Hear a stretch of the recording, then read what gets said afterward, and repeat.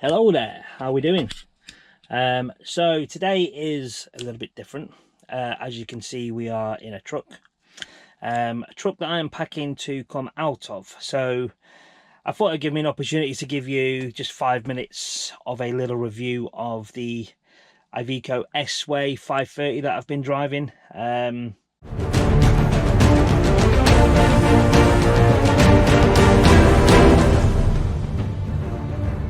This is now the Iveco Sway 530 that I've been driving for the last 10 days.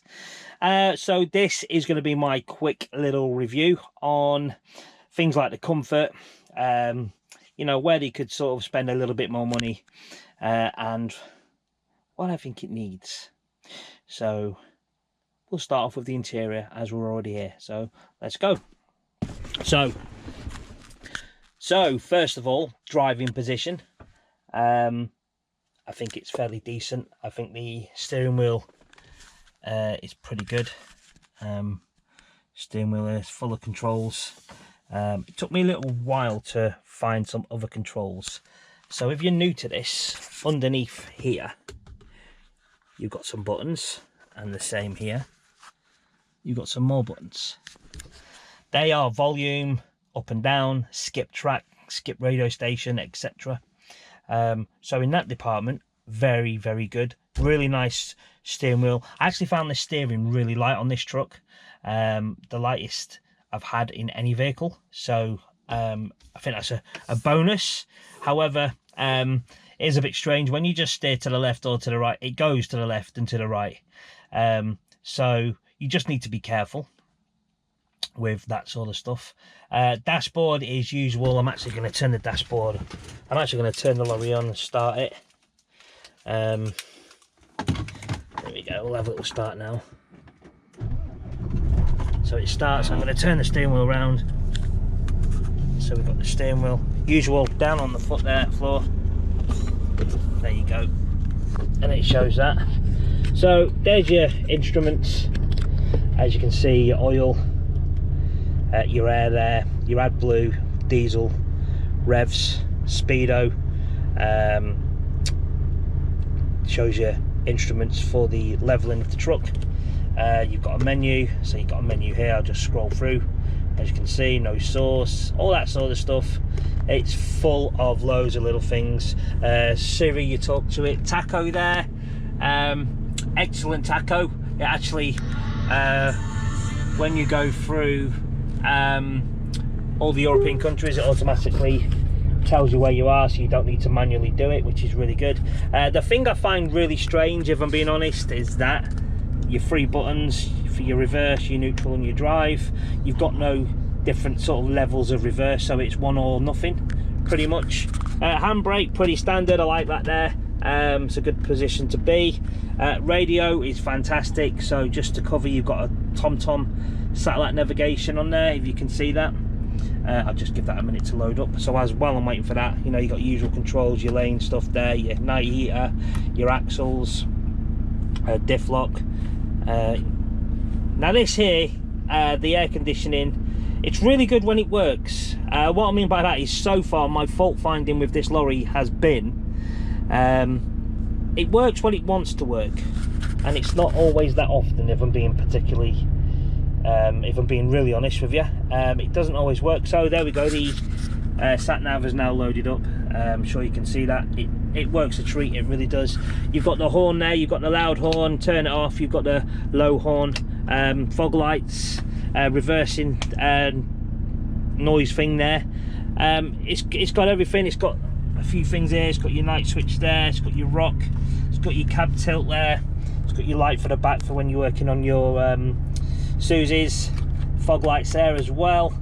It's got everything. The only thing I don't like about this is there's a few errors when you're driving. Is certainly it struggles a little bit. So this particular lorry for me has got stuck in 4th gear on a number of occasions, more than I'd like to even think of counting. It's just all the time stuck in 4th gear. So you've got to slow the lorry down pretty much to a stop, whack it in neutral, put it in drive again, and then start going. And then it just kicks out of it for some reason. And while we're on that, the engine, It's got a lot of power there. Oh god, it's got a 530 there, and it's pretty much, it's great top end. It's bottom end that it's not. It just wants to go from second straight to sort of 8th, 9th, 10th without doing anything. So it struggles a little bit there. It doesn't like pulling very much, but top end it's fantastic.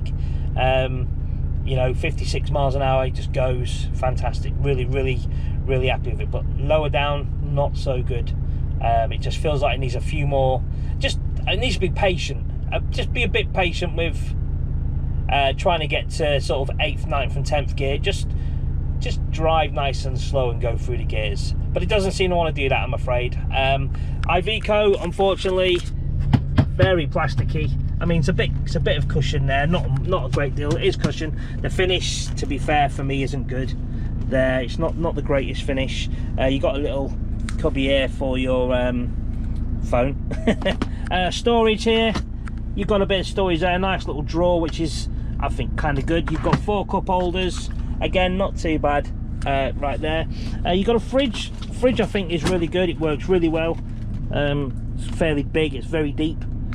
You've got a storage next to it as well, the same size for your normal day-to-day storage. The bed for me has been fairly comfortable, more comfortable than I thought, if I'm being honest. I thought it was a bit more comfortable than the DAF XF that I was in. Loved it. I think the space up above is fantastic. I'll show you that now. Now, I'm only 5'5". As you can see, I've got tons of room here. So for me, these storages, they're huge. You've got a nice big storage there. You've got a nice big middle storage there, which I'll take my black bag out, which I think is really good. Little storage there, not too bad. And again, another storage there where you could put something like, I don't know, well, this one certainly could be for a microwave of sorts. These, I feel they're pointless. I think you could have made the cupboards bigger by utilising this bit of space, but that's just my personal opinion. As I say, very plasticky, very loose. I don't like that. Got the skyline there, we can see. Oh, right, there we go. We've got that there. It's got a sunroof.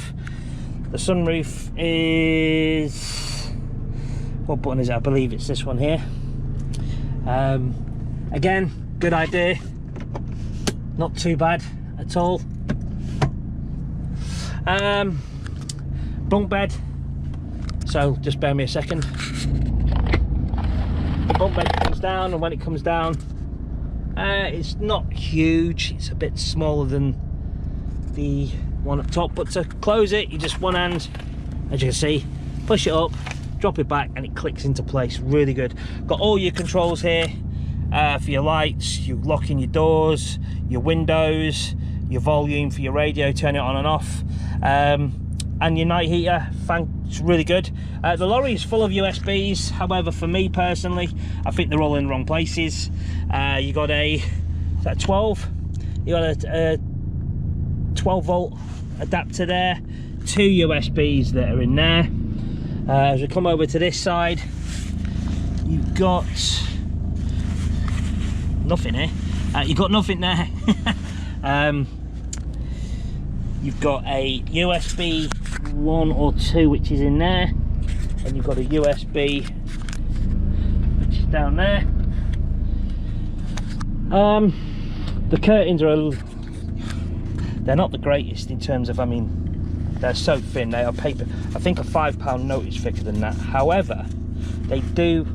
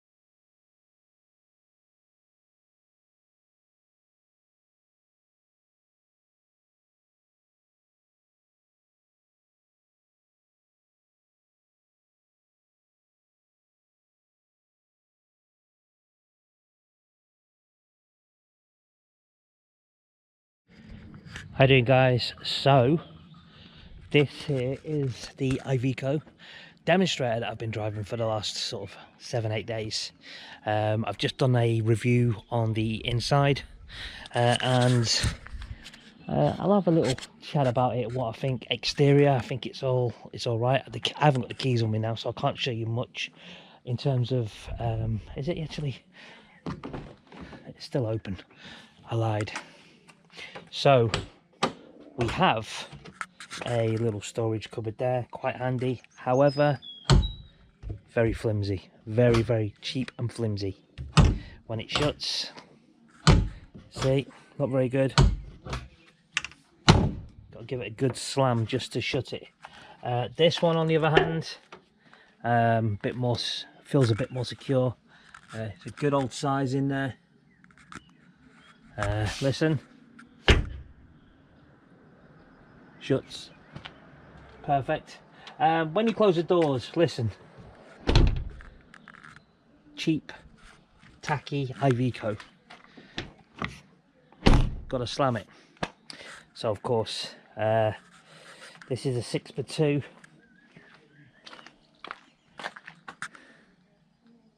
I mean, it looks and runs and performs reasonably okay. It's covered in cameras. You've got a camera there, you've got a camera there on the side for your blind spot, so to speak. Iveco at the front. What do you think about the front?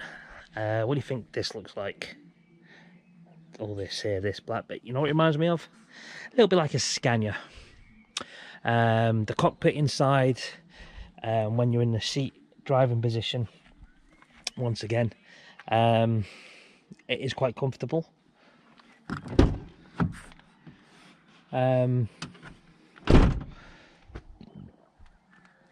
It's just, there's just something about this that doesn't really work for me.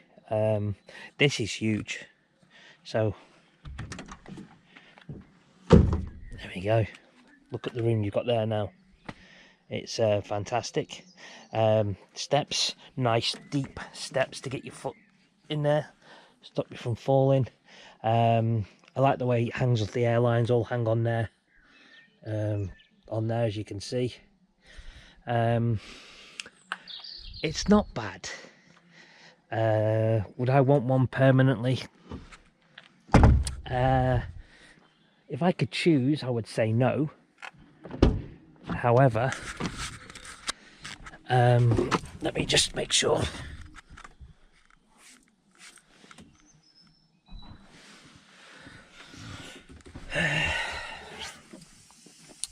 Yeah, would I want one of these? Personally, probably not. I think Iveco need to pull their finger out a little bit, and just do a little bit more work, as discussed with the interior. Exterior, it's not bad. It just, for what that is,